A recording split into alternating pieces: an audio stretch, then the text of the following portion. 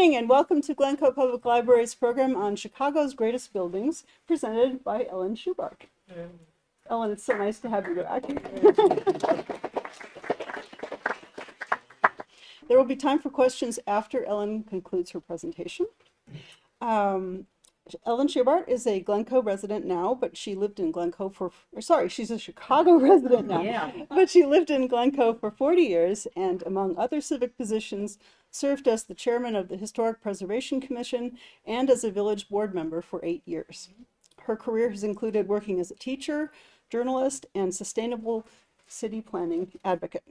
An historian by training with master's degrees in U.S. history and historic preservation, she's also the author of What's with Chicago, Chicago: An Illustrated Timeline, Images of America, Glencoe, Illinois, Secret North Shore Chicago, and Taylor Street, Chicago's Little Italy. She's also a docent at the Chicago Architecture Center and leads walking, bus, and river cruise tours.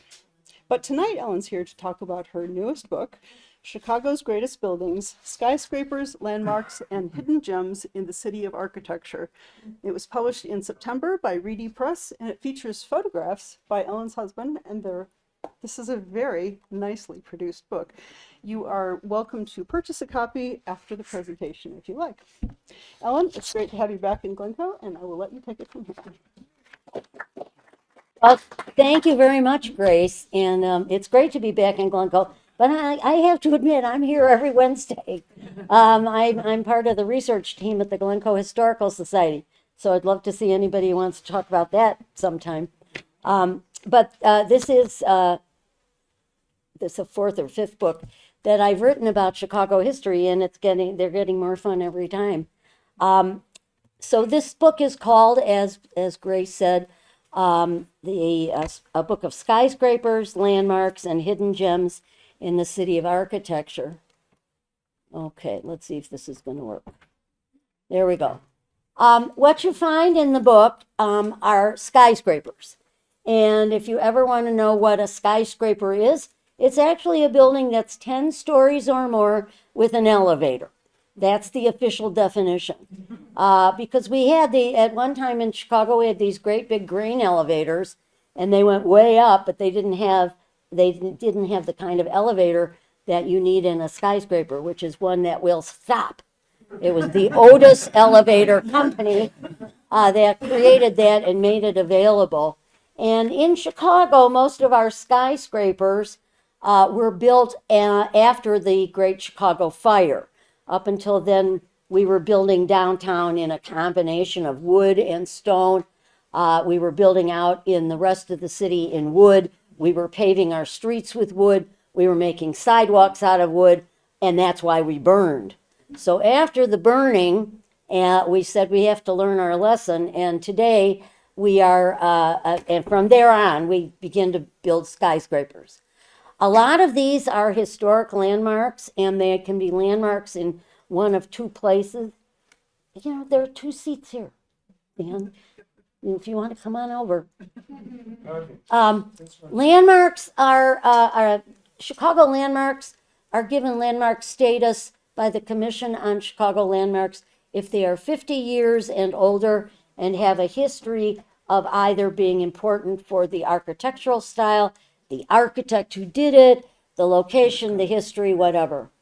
I put in this revolutionary designs, didn't make the subtitle of the book, but there are 2 very interesting kinds of buildings that we'll talk about that really revolutionized how you and I live.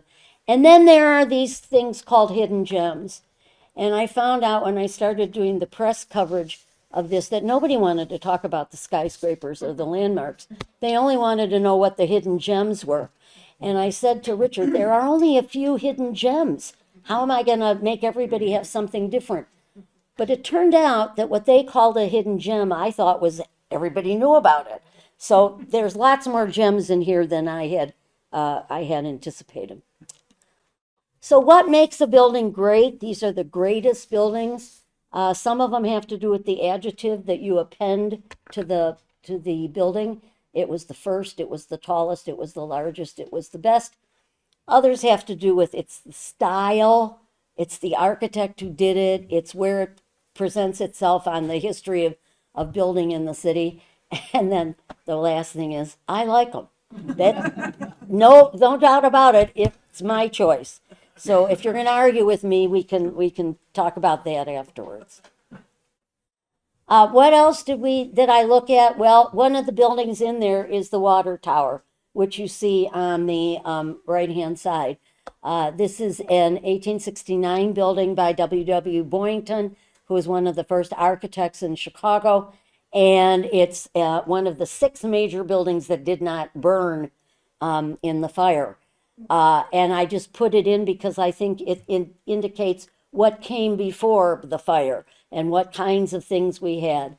Mr. Boynton was a little taken with the idea of the fact that somehow we were in the Middle Ages and we were going to have to fight the war, which is why this thing looks like a British castle.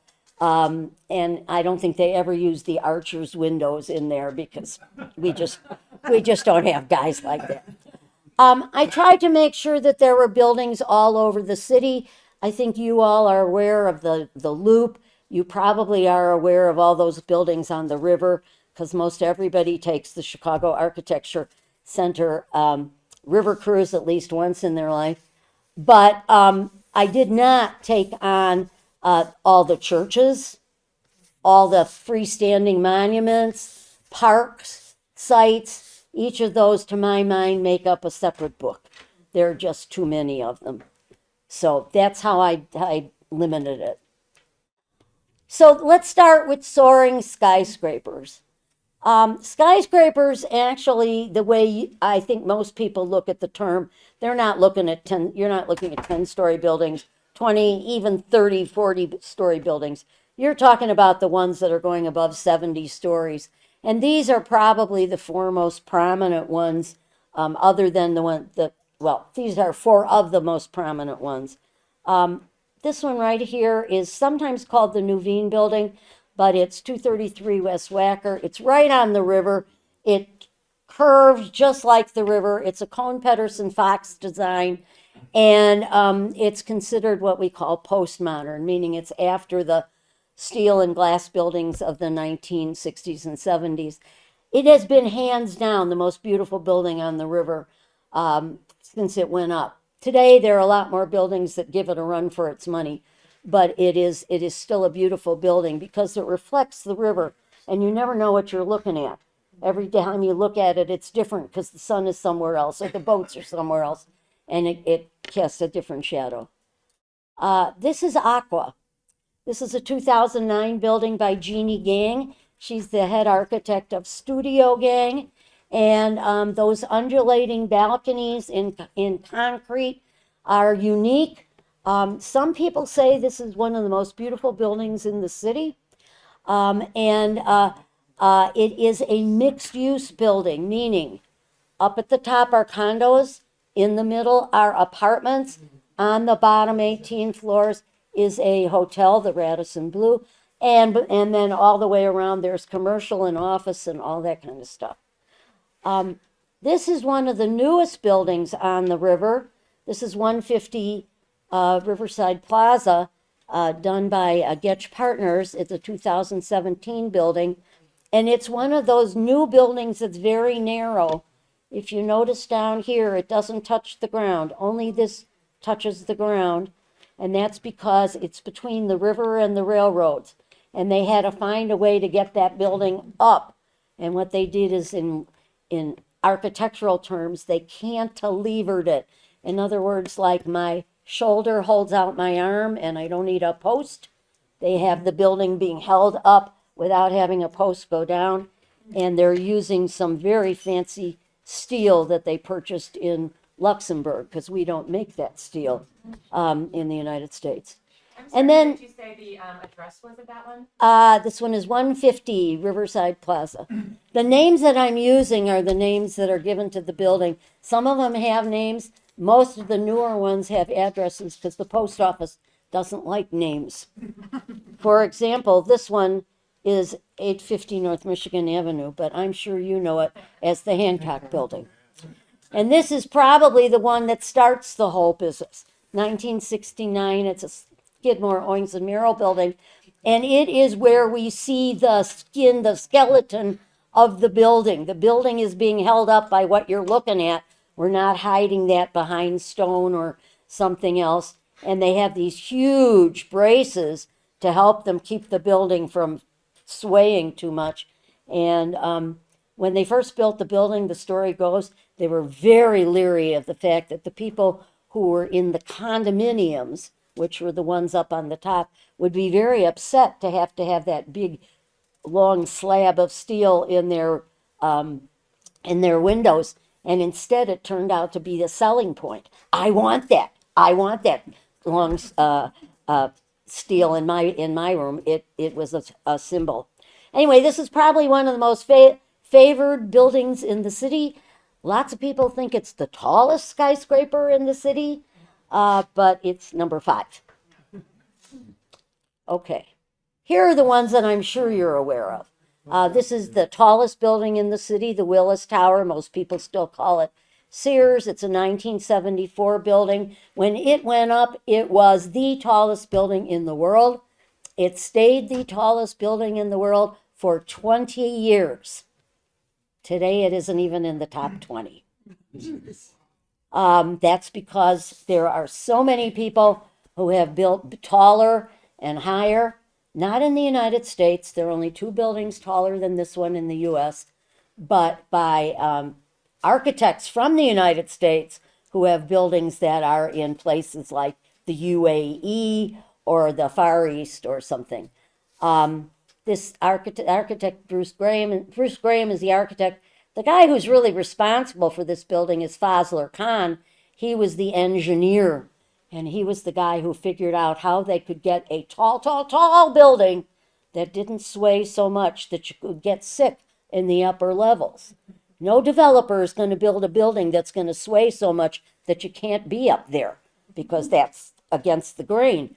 So Khan comes up with the idea of bundled tubes, which means take the middle part of a roll of paper towels and put a tube on the table, the cardboard thing I'm talking about, and blow on it. Flops over. But take 9 of them, put a rubber band around them, and they're all going to hold each other up. That's bundled tube construction all the way on up. If you go up to the sky deck at the Sears, at the Willis Tower today, you will probably see that they're swaying in the wind up there. The toilet bowl water is going to go a little wavy, but you won't feel a thing. It's strong, and it keeps you from thinking that you're being pushed by the wind. Okay, the next one is the second tallest building in Chicago. It was supposed to be the tallest building in Chicago, but then they had 9/11, and Mr. Trump said, forget it, I don't want to be a target, and so they chopped it off. That spire thing on the left-hand side is something that Mayor Daley convinced the Trumps that they had to put on just to make it a little bit taller. But it's still the second tallest building in the city of Chicago. Adrian Smith, who was the architect at the time, was working at Skidmore, Owings and Merrill. And I want you to imagine that building and then double it. Put one on top of the other. And then you'll get the tallest building in the world, designed by Adrian Smith, who took the same ideas that he used here in the Trump Tower and put it up for the Burj Khalifa, which is the tallest building in the world. And it's in Dubai. It's condos on the top, but here we go. Condos on the top, the hotel in the middle, parking under the sign, and banqueting and offices down on the river. Okay, here's the third tallest building in Chicago. This is by Jeannie Gang. It's also the tallest building in the world, designed by a woman architect. Yes. It is 3 what she calls stems. You probably call them towers, but they all come off the same platform. And we're looking at them. It's a little hard in this. This is the shortest one. This is the St. Regis Hotel, which gives the stem its name. It's an upscale Marriott brand. This is the middle one. It's being held up by the other 2 because there's traffic that goes underneath the building. So the 2 opposite ones hold up the middle. And then this one is the tallest, and I'm sorry you can't see it up here, but they have a blow-through floor because it was going like this in the wind tunnel when they tested it, and they had to slow this way down so that people would be able to live in the penthouse. These are purposefully large condos, 3 and 4 bedroom units, because the rest of the area around them are pretty much studio 1 bedroom, 2 bedroom places. And they wanted, this was before the pandemic, they thought they'd sell them easily. They have not had a very good run on this, but it's a gorgeous building. And I don't know what you'd think if I tell you there's not a piece of curved glass in that building. It's all done in optical illusion. Each one of the floors is 5 inches out all the way along, and then 5 inches in, and then 5 inches out. And it's supposed to be based on the now I'm losing it. Senior moment. It's based on in a shape that's called a frustrum, which the best way I can talk about it is it's a popcorn box, kind of narrow on the bottom, wide open on the top. That's what's happening. It's a frustrum that goes up and over and up and over, and that's how she gets the curvature of the building. Okay. Now, historic landmarks. Here are 2 that I don't think need a whole lot of introduction. This is the Auditorium Theater, 1889, Louis Sullivan. On the outside, it's interesting. On the inside, it's spectacular. It's got beautiful designs on the floor, on the walls. The auditorium in there has perfect acoustics, and it's a remarkable building. The other building is the Roby House. That's Frank Lloyd Wright's homage to the prairie. This is the kind of thing that he was doing. This is early 20th century. His client at this building was a bicycle manufacturer who then goes into car manufacturing. Glencoe is lucky. We have our own little Frank Lloyd Wright group of buildings. None of them is quite as good as the Roby House, but they're pretty good. And I certainly would urge you to take a look. Again, very low horizontal lines. And he has a trick where he puts everything together very tightly. You walk along, you walk up, and then boom, you open up into a beautiful living room, dining room with a fireplace kind of building. But some of the other historic landmarks that perhaps you do or don't. Somebody asked me about the Monadnock Dudley, wherever Dudley is. There he is. The Monadnock building is today the largest or the tallest masonry load-bearing building in the world. And what do I mean by that? I mean that masonry bricks are holding that building up. There's no steel in that building. It's one brick on top of the other, which means that as you go out towards the bottom, it gets wider and wider. Think of doing a Lego tower. If you just have one Lego all the way down, it's pretty wiggly. But if you put 4 Legos and then 3 Legos and then 2 Legos and then 1, you get the tower. So down at the bottom, the walls are 6 foot wide. In the basement, they're 9 foot wide.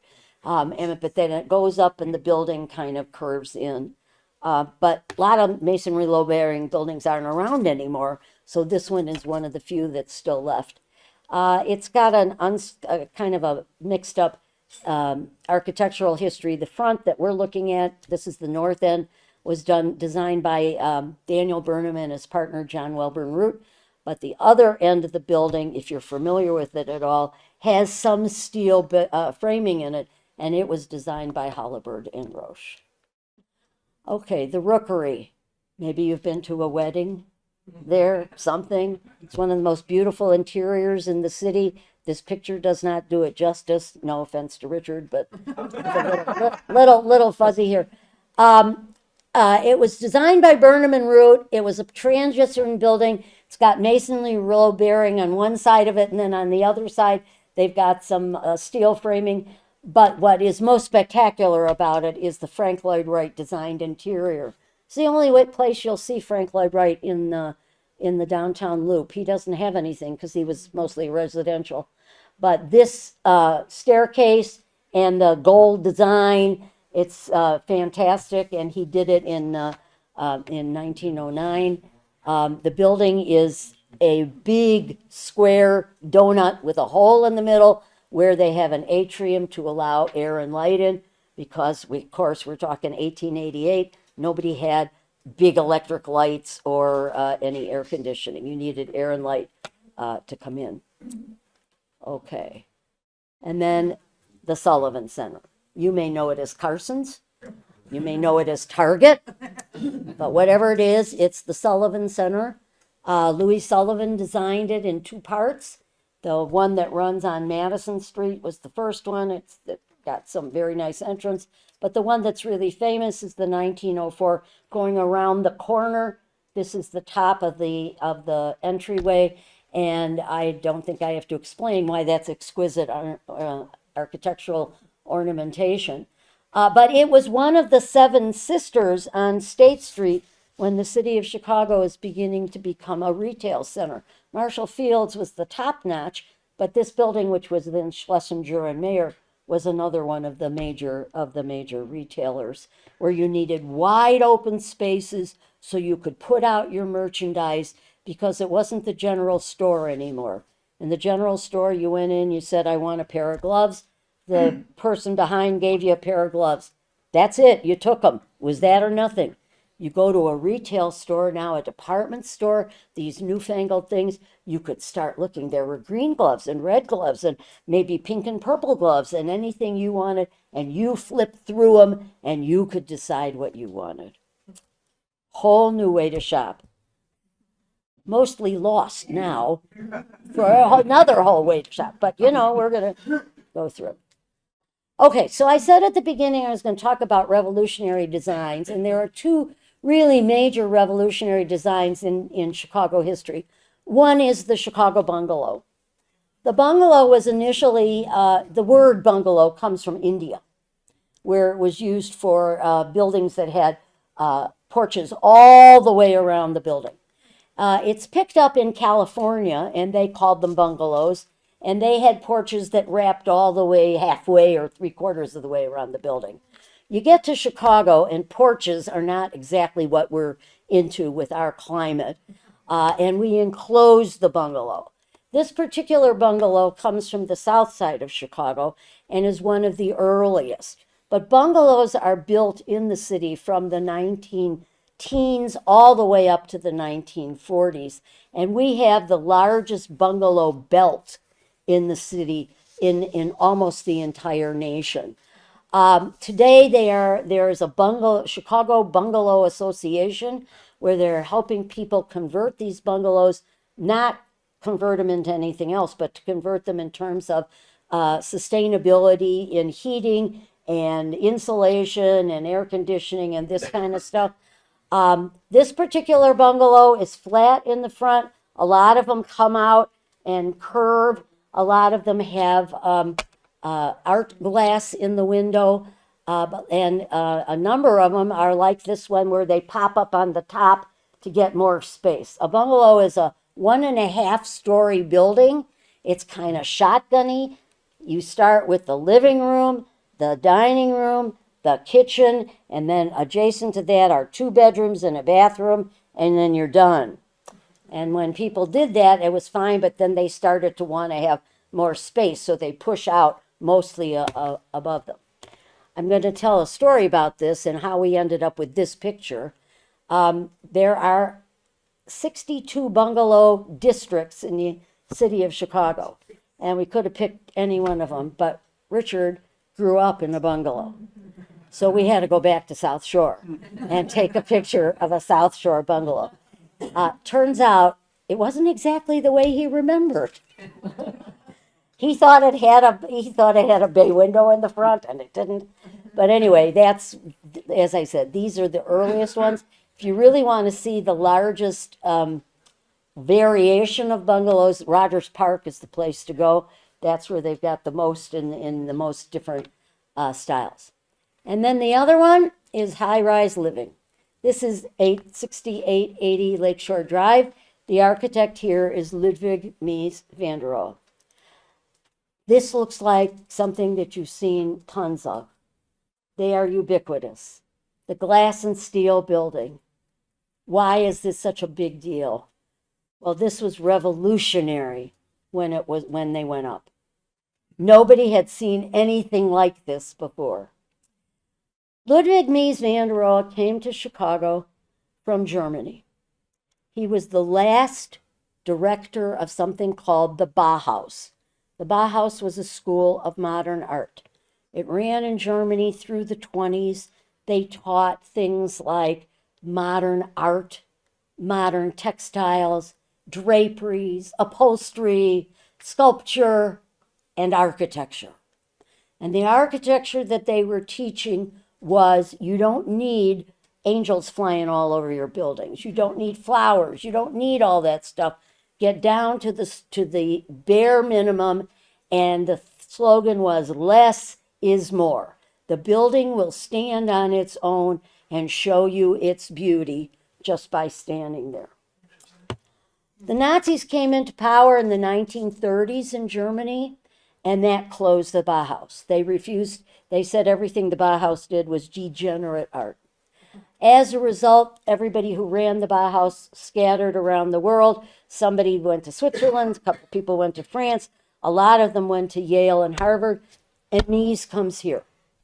Mies becomes the dean of the School of Architecture at what then was called the Armour Institute, which then became the Illinois Institute of Technology, which is probably what you know. Today they call themselves Illinois Tech. At any rate, he trained a whole generation of architects. And this is the beginning of Chicago's love affair with what we call mid-century modern architecture. It is stark. It is materials that are not custom. They just picked it up off the, they didn't go to Menards, but whatever the wholesale equivalent of Menards was. And the buildings are precisely rectangular with a right angle. They are flat roofed. They have, if you notice here, the building is elevated a little, and here's the lobby, because they were huge and they were big and they didn't want to look overwhelming. And so it gives you the kind of feel that they're a little bit of floating in the air. There are two of them on the property. They're right there on Lakeshore Drive if you go by. They are not right angled to each other. They're set separate. Mies reportedly sat on a couch on the beach on Lakeshore Drive and looked at the site until he could figure out where he was going to put the buildings.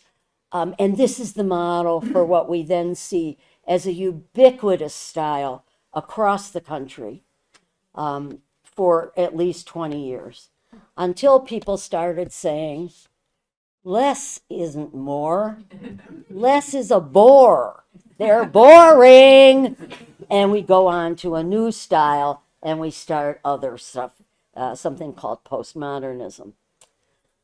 Okay. And now here's some of the best examples of styles. The style of the building changes by the era of the building. And I don't know, how many of you know what that is? Cook County Hospital, absolutely. It is overwhelmed with ornamentation. It's got everything on it. It's the old hospital that has been absolutely restored beautifully. Today it's doctor's offices. And it's in what we call the Beaux-Arts style, B-E-A-U-X space A-R-T-S, beautiful art in French. And it was influenced by the French school, and a lot of things in and around the turn of the 19th century were done in Beaux-Arts. Okay, you did really well on that one. What's this one? The Circle Campus. Who said that? There you go. Okay, did you go there? No. Oh. All right.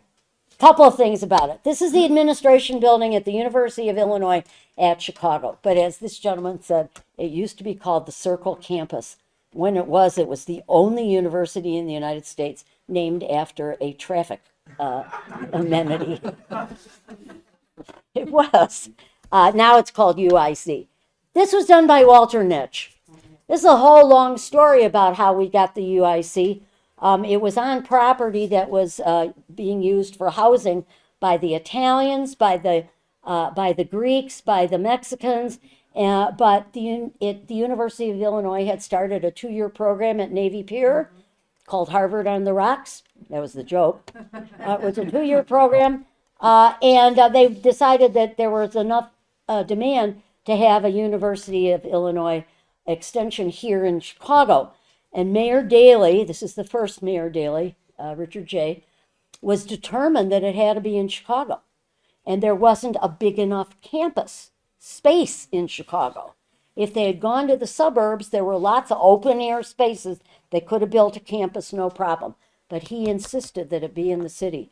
Ergo, they had to get rid of a neighborhood. And the neighborhood they got rid of is Little Italy, which also included the Greek Delta and a lot of homes of the Mexicans. Anyway, they built the campus, and the campus was built designed primarily by Walter Nitsch, who was a partner at Skidmore, Owings and Merrill at the time. And this is what they call brutalism. Now, brutalism is a style that comes from the French brut, which means unfinished concrete. It doesn't mean brutal like, it's horrible and that kind of thing. But a lot of people think it does because they think they don't like it, including the University of Illinois. This was from the original Central Campus, and Nitsch did a whole buildings. If anybody ever goes over there, there are classroom buildings. There was a whole outdoor fair where you could walk and sit and have classes. But the university just absolutely rebuked the whole idea, and they put up a whole new set of buildings all the way around the periphery of these buildings so that you really don't see the brutalism anymore, except for this one. They're ashamed of it, and it's kind of banal architecture. They're dormitories and classrooms and stuff. Nothing that is as spectacular as Nitsch's building. Nitsch goes on, by the way, to design the Air Force Academy, and that's what he's one of his favorite, the ones he's known for. And then who knows what this is? Okay, maybe I got one best example and nobody knows. This is 800 Fulton Market. Fulton Market is a neighborhood that is changing so fast, if you blink, you'll miss one of the buildings going up. This is a Skidmore, Owings and Merrill building. And the amazing thing about this building is it's what we call contemporary because it's so new. These steel are actually, they move depending on what's going on with the heat and the cold to keep the building up. Not whole distances, they're not waving in the wind, but a couple inches and they can do it. This is a sustainable building. They've got rooftop gardens, they've got open windows, they've got greenery, they've got filters, all these things that make well buildings from the Well Foundation, and they are reusing their water and they used recycled materials. It's right on the corner of where the Fulton Market Historic District begins. They're not in the Historic District because they wouldn't fit, but they're right there, and so you get the juxtaposition. Okay, Chicago Board of Trade, everybody knows this one, right? 1930, this is up at the clock above the entrance. This is probably one of the best Art Deco buildings that we have in Chicago. Art Deco is the period 1920 and 1930, very few 1930 buildings because of the Depression. But this is because of the Board of Trade. This is the old world and wheat. This is the new world and corn. This is the United States, and guess what we do in this building? We trade wheat, corn. They trade a lot of other grains in there as well. These that were done by Alvin Myers, and there are also a bunch of faces on the building that nobody can decide if they're camels or goats, so they call them bovines. They're all part of the bovine thing. But the Chicago Board of Trade has a spectacular interior. If you're ever down there, just walk right on in and take a look. This is the Harold Washington Library. Oh, I didn't realize Funnest was going to break that way. But this is done in not 1901. All righty, this is totally wrong. 1991, Hammond, Beebe, and Babka, but the architect actually is Thomas Beebe.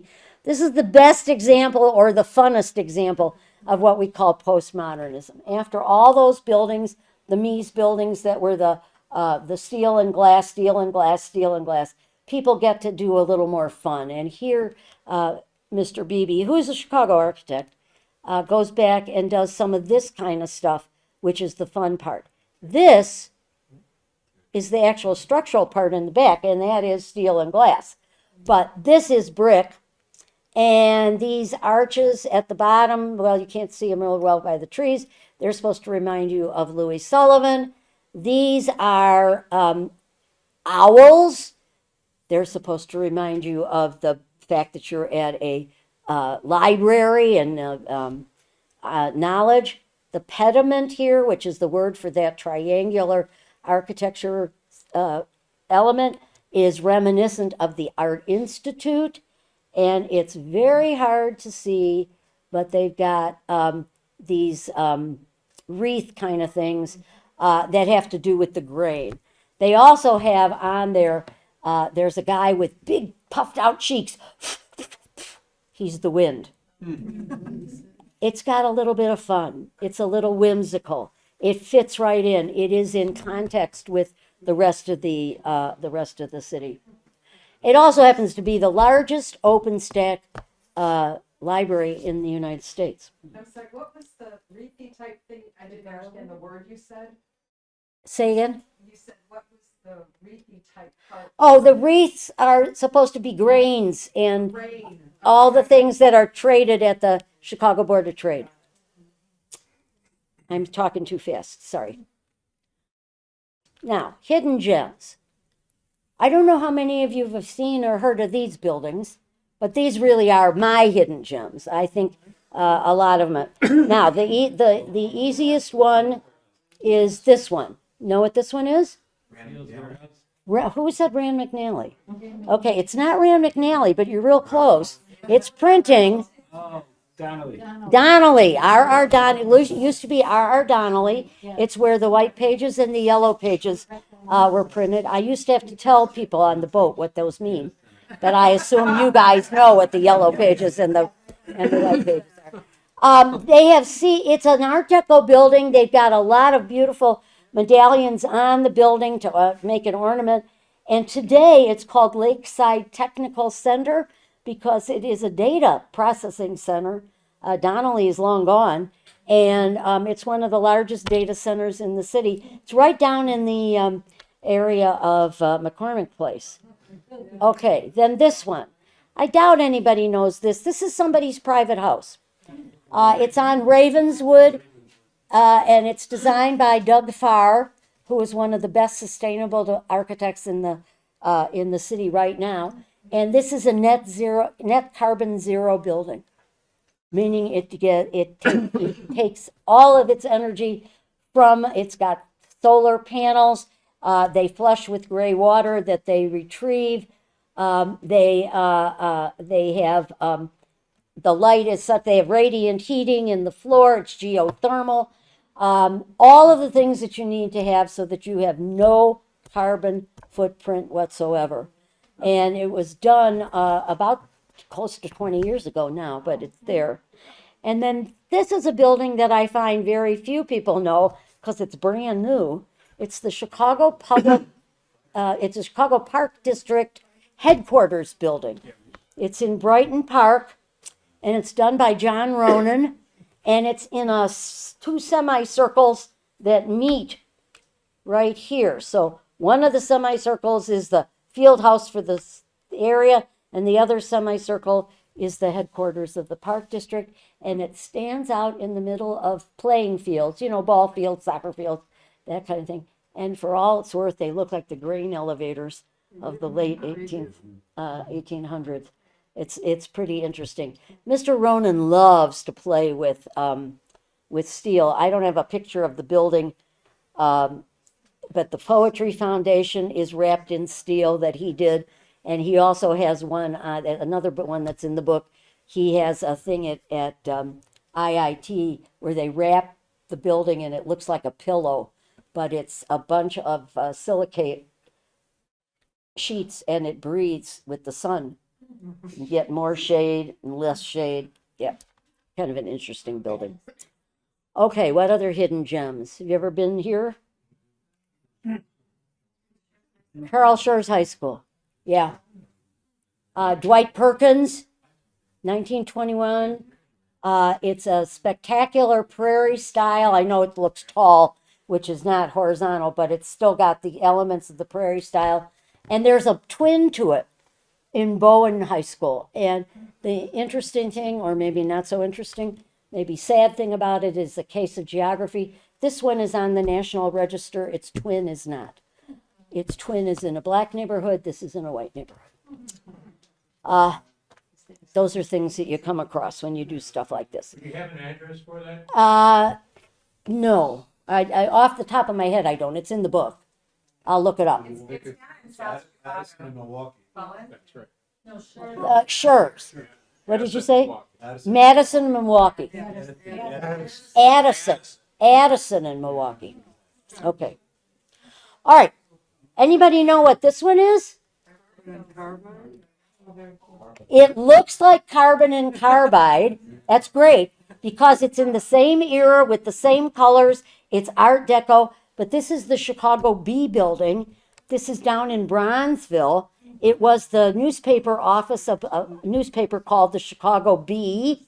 One of their editors is the person who gave Bronzeville its name. They go out of business in the 1940s. The building is standing there. It's empty. It doesn't do much. The city of Chicago takes it, and it's the Chicago Bee Public Library today. Beautiful Art Deco building. This is another one. Sparta. You all may know about this one. This is an interesting thing because the Michigan Avenue street wall was adopted in 2002, and this was an empty lot. And you're allowed to build in a historic district, but it has to be somehow compatible. It does not have to reproduce or replicate. It is compatible. And this building is considered compatible with the historic streetscape of Michigan Avenue. It was done by Kirk and Sexton. They're the same people who did the speakers, all of the stuff at Pritzker Pavilion in terms of the speakers and that kind of thing as well. Great. Yeah. But this is down on Michigan Avenue. Okay. And this is the Elks National Memorial. This is the interior. This is on Diversey, just as you're going into Lincoln Park. This is, some of you said you saw me on TV. On WFLD, the guys that I worked with did drone shots of this place because it is a domed building sitting on the top of a hill. You can go anytime and go inside. This place is magnificent, unless you've been there like I have for, silent auctions and charitable events and stuff. But the architect is Edgerton Swartot. I don't know if I'm saying the name right, and I've never heard of anything else that he did. But they've got allegorical murals and sculptures all done in a Beaux-Arts style. And then this is the last one. You know this one because you drive on the highway, right? Okay, so this is the El Centro Center. It was built as classroom space. JGMA is a Hispanic architecture firm, one of the biggest in the city. And it was designed, because they call it the Centro Center because it's designed to be a community center as well as classrooms for Northeastern Illinois. The classrooms are on the other side, not near the highway, but the blue and the yellow is very obvious when you drive by, and it has nothing to do with Michigan colors, although I wish it did, but it doesn't. Go blue. Go blue. Okay, so that's about all I'm gonna say. I told Grace I talked for 45 minutes.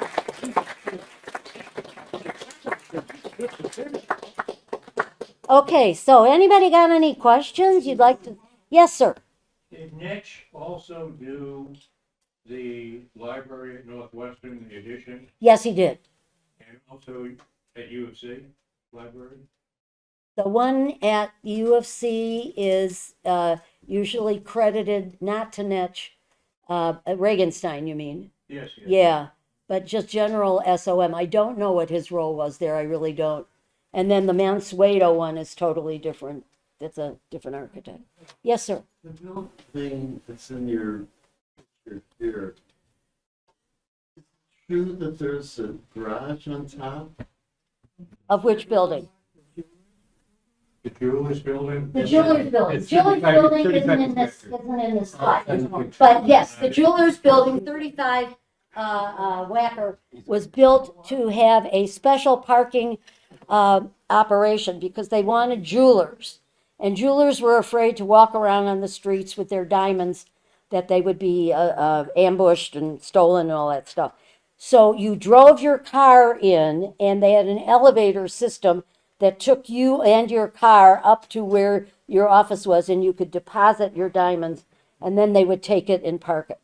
The thing about it was that was the developer's idea for the building, but he never got any jewelers to move in the building. He sold it to the Pure Oil Company, and the whole system kind of went by the wayside. On the side, there's a dome on the top. It was Yes. Stratosphere Club, frequented by Al Capone. and then became the office of Helmut Jahn, with a 360 view of The office of who? Helmut Jahn. Oh, there's nobody there now. It's empty. It in between, afterwards, it becomes the office of one of the architecture firms. I can't remember which one, but it's now empty. Yes. Used to be my office too. Oh, okay. There you go. It's a beautiful, beautiful building. Not that one. Yeah. Yes, sir. I was kind of surprised I didn't see a reference to the Drake Hotel. The Drake Hotel is a very interesting place. I don't think it's as great as some of the ones I had to pick 82. If you read the AIA guide, you can get them all. I just had to pick it out, but it's a beautiful building.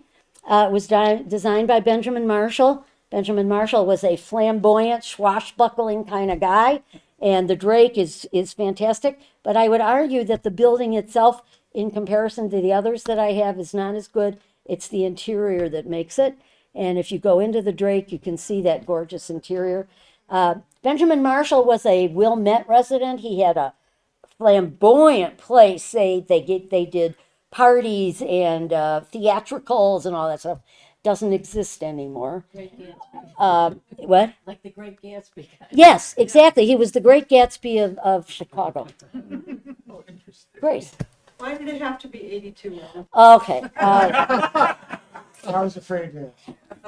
I work for a publisher. I did not, frankly, I didn't ask to do this book. He asked me to do this book. We've worked together for a while, and I was arguing with him because I wanted to do a book about women in Chicago, hooked up with an architecture thing. And he insisted to me it would not sell. And so we kind of left on a situation. And then I got a call, and he said, how'd you like to do a book about Chicago's buildings, greatest building? I said, sure. I mean, I'll do that in a heartbeat. If you remember, the last book I did was, it's called Secret North Shore, and it's 84 places on the North Shore. That gives them, if they have 84, each of these things is called a double truck. It gives you enough double trucks that you make 4 in a web, and that's how you bind them together. So this book was supposed to be 84. That's the beginning.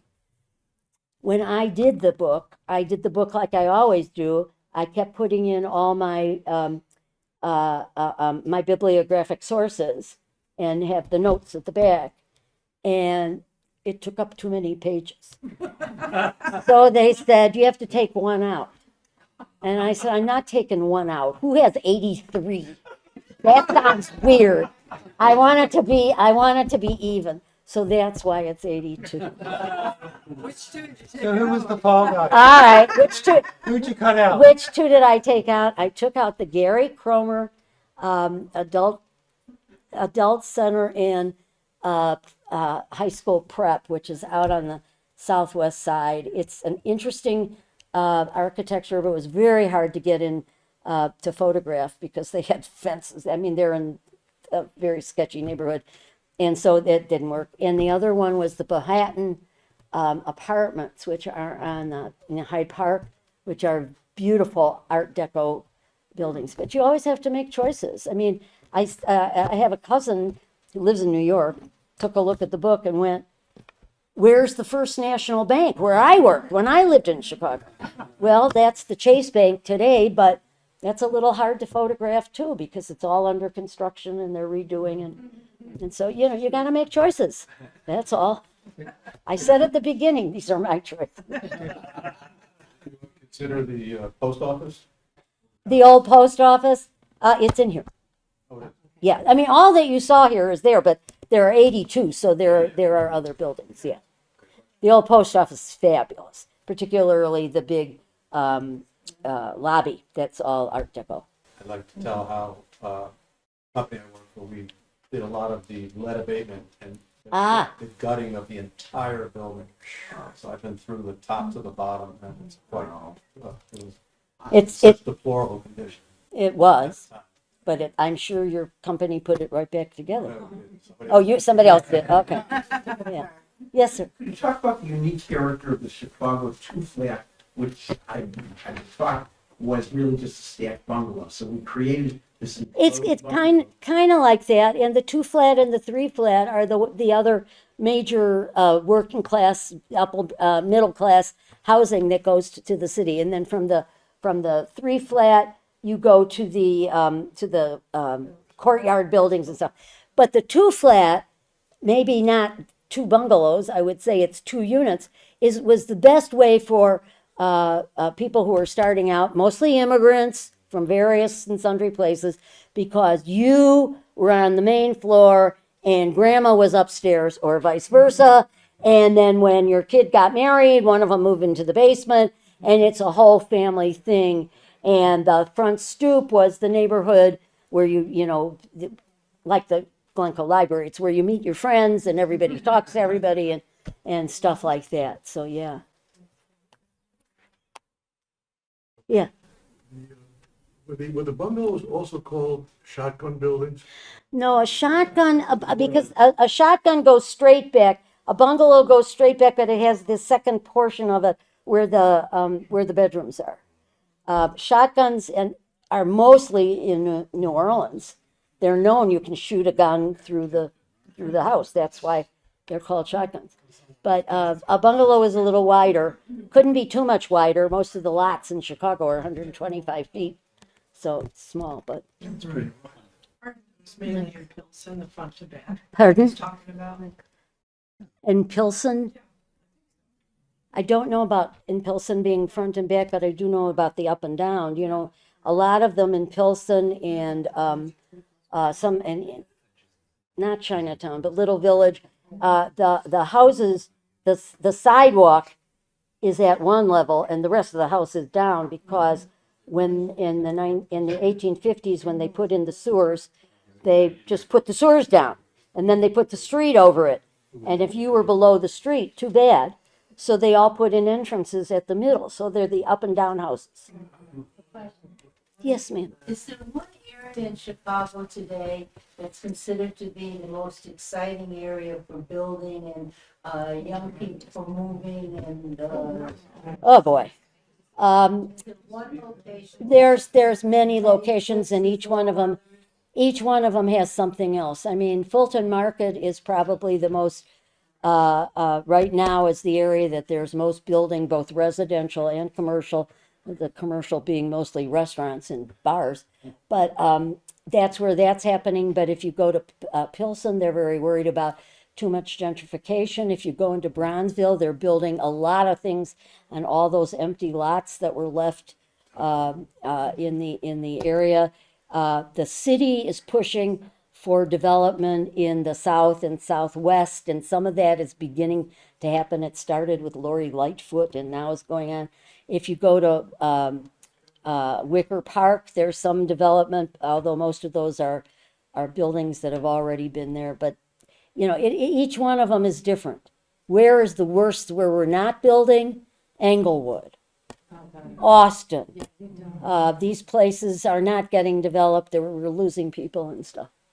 What happened, okay, so is it 3+1 or 4+1? 4+1s. Okay, and they were built, and weren't they only supposed to exist for like 7 years or something? Yeah, and most of them are not around anymore. The buildings are lifted up, and then there was the 4 apartments, and you parked your car underneath. But Some of them, I think, well, on Hollywood, you see can a lot of yeah. those, and they're still there. Well, you know, I don't know what to tell you. I'm not sure you want to live in it or whatever. Well, yes.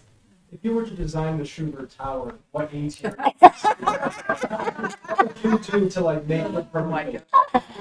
I don't know. It all depends if that's going to be a residential or it's going to be a hotel or what the tower is going to be.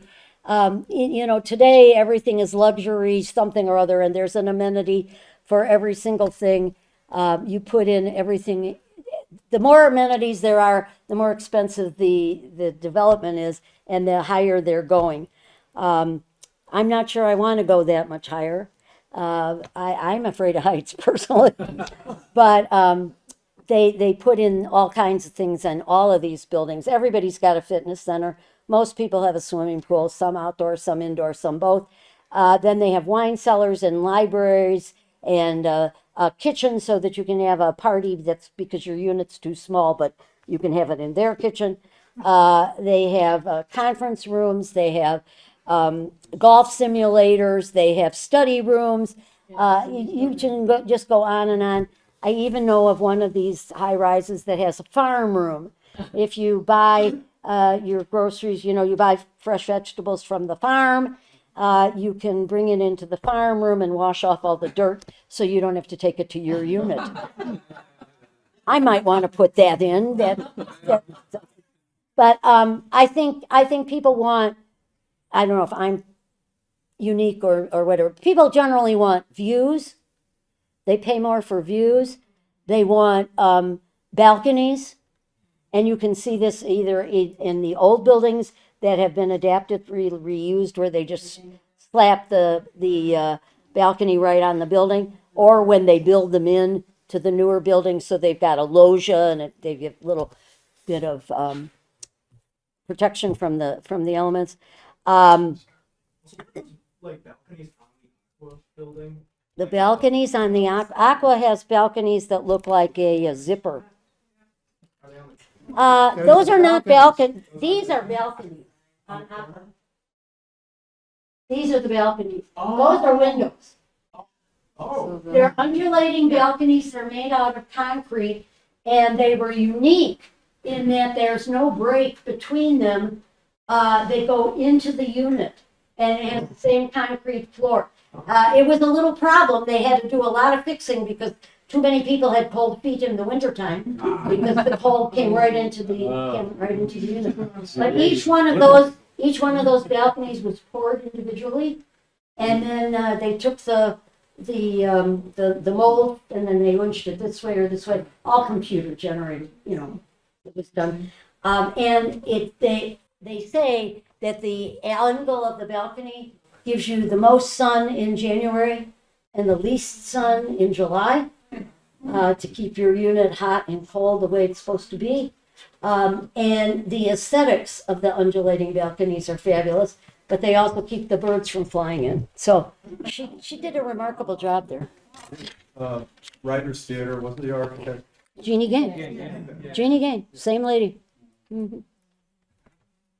She's a starchitect in the world of architecture today. Yeah. Well, thank you. Yes. Yeah.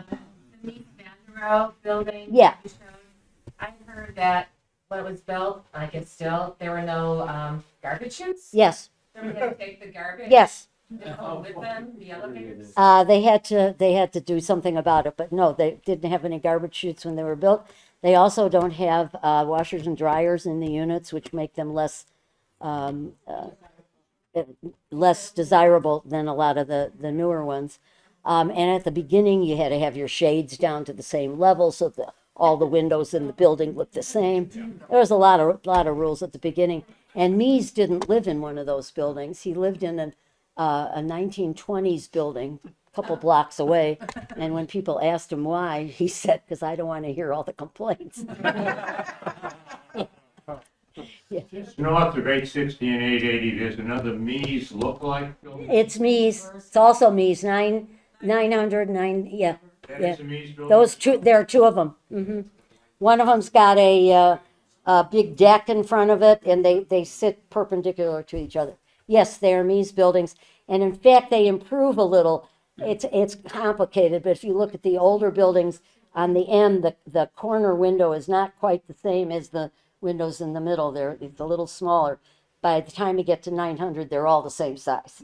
He's fixed them. So, yeah. Diversity and Sheridan is another double two-building development of this.